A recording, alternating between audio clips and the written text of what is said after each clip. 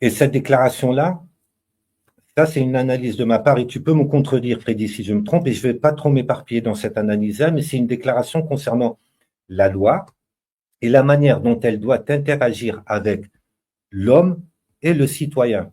Cette déclaration-là, elle s'est fait exprès de mettre, de, de ligoter l'homme comme elle a ligoté le citoyen.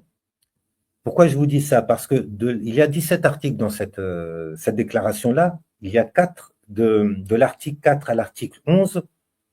Donc 7 articles ou bien 8 articles parlent de la loi.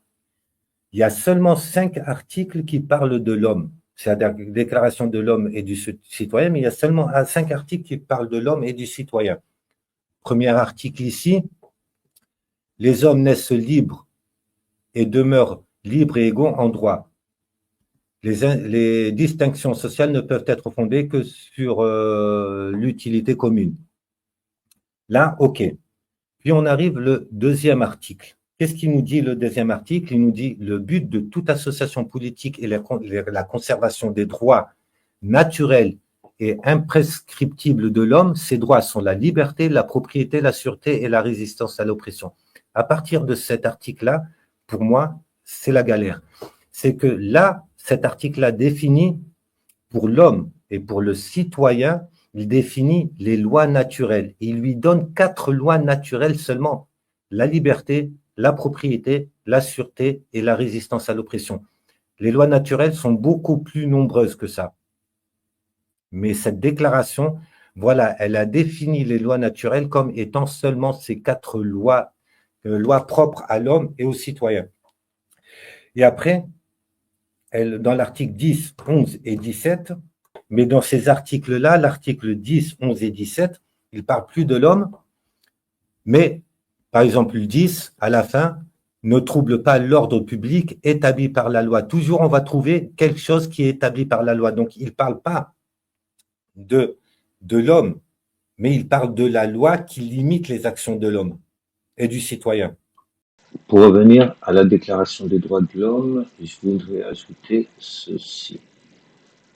C'est que dans l'article 2, on nous parle de nos droits, qui sont les droits naturels, qui sont la liberté, propriété, sûreté, résistance à l'oppression. Pour la liberté, ici, qu'est-ce qu'on nous dit? La liberté consiste à pouvoir faire tout ce qui ne nuit pas à autrui, donc là c'est logique, mais ces limites-là, donc ces bornes, ne peuvent être déterminées que par la loi. Donc la liberté, c'est la liberté que te donne la loi humaine, la loi de l'homme, et non la loi non le droit universel.